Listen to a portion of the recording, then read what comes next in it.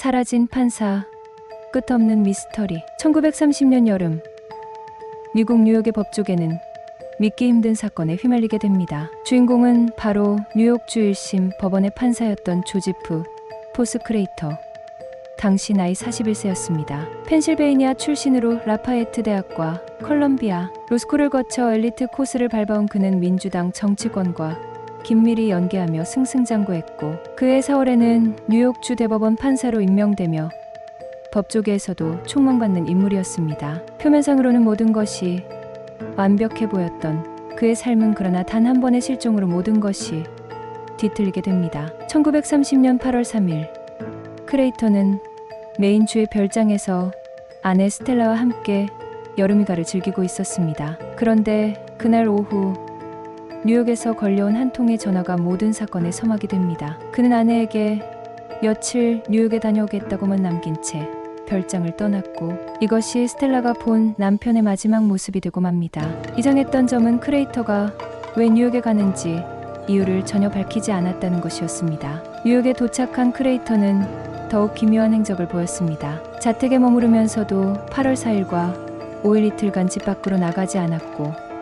별다른 일도 하지 않았습니다. 그러다 실종 당일인 8월 6일 아침, 크레이터는 법원 사무실로 출근해 재판 기록을 검토한 후 비서를 시켜 수표 2장을 현금으로 바꿔오게 했습니다. 금액은 무려 $5,150. 당시 기준으로 상당히 큰 돈이었습니다. 정오 무렵에는 비서와 함께 잠긴 2대의 서류 가방을 들고 자택으로 돌아가더니 비서를 돌려보낸 후 홀로 남았습니다. 그날 저녁, 크레이터는 브로드웨이 벨라스코 극장에서 뮤지컬 표 한 장을 구매했으나 정작 공연은 보러 가지 않았습니다. 대신 45번가의 빌리하스 식당으로 행의 지인인 변호사 한 명과 쇼걸 한 명을 만나 식사를 했습니다. 식사가 끝난 후 저녁 9시 10분경, 크레이터는 택시를 잡아타고 어디론가 떠났고, 그것이 그가 세상 사람들에게 목격된 마지막 순간이었습니다. 사건은 기묘하게 흘러갔습니다. 스텔라는 남편이 돌아오지 않자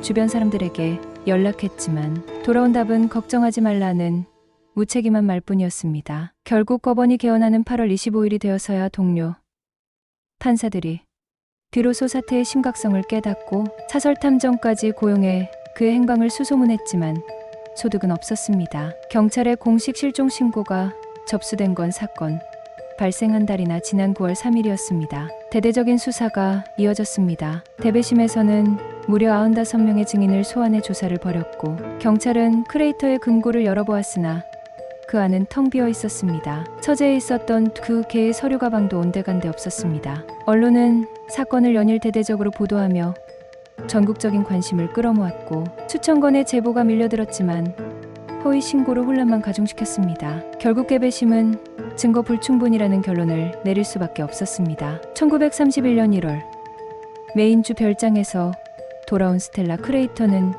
뉴욕 자택을 정리하던 중 서랍에서 몇 장의 수표, 채권, 그리고 남편이 손수 쓴 메모를 발견했습니다. 메모의 마지막 줄에는 의미심장한 문장이 적혀 있었습니다. 나는 매우 피곤하다. 남편이 자살했을 가능성이 제기되었지만 정황상 모든 것이 의문투성이었습니다. 여론은 들끓었습니다. 정계와 마피아의 연루설, 협박받던 쇼걸과의 스캔들설, 심지어 초자연적 실종설까지 쏟아졌습니다. 특히 뉴욕의 마피아와 정치권이 얽힌 음모론은 유력한 추정 중 하나로 떠올랐습니다. 추상적인 현금 인출, 사라진 서류 가방, 공연을 보지 않은 뮤지컬표 등은 그의 실종이 단순한 우발적 사건이 아니었음을 암시하고 있었습니다. 실종 사건은 장기화되었습니다. 크레이터의 이름은 어느새 실종의 대명사로 자리 잡았고, 경찰은 계속해서 단서를 찾으려 애썼지만 번번이 벽에 부딪혔습니다. 그러다 실종 9년째인 1939년 6월,